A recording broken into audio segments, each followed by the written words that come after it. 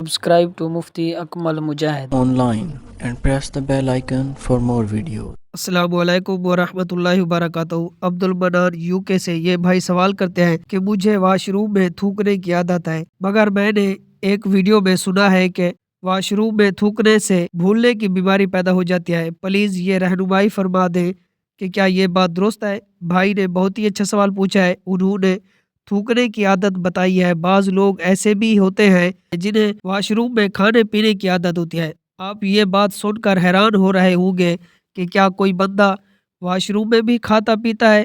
तो जी हाँ, कुछ लोग वहाँ पर बैठकर तंबाकू को खाते हैं या फिर सिगरेट वगैरह पीते रहते हैं।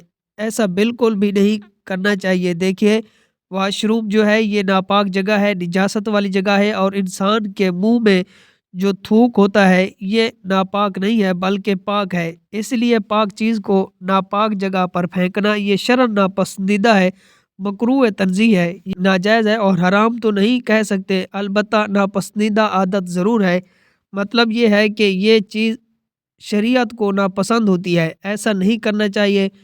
वॉशरूम वाली जगह पर निजासत होती है, ये नापाकी वाली जगह है, इसलिए वहाँ पर बैठकर थूकना ये बिल्कुल भी नामुनासिब अमल है, बिल्कुल भी मुनासिब अमल नहीं है।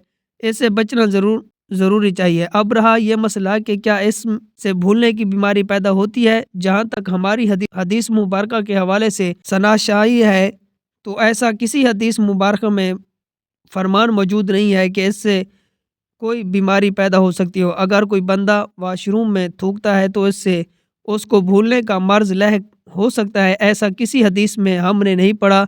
अलबत्ता ये किसी बुजुर्ग का कौल हो सकता है। उलमा इकराम ने लिखा हो कि कहीं पर कि वॉशरूम में थूकने से इंसान को निसियान के भूलने की बीमारी पैदा होने का अंदेशा है, तो ऐसा हो सकता है। बहरहाल हदीस मुबारक में नहीं है, लेकिन इससे बचना चाहिए।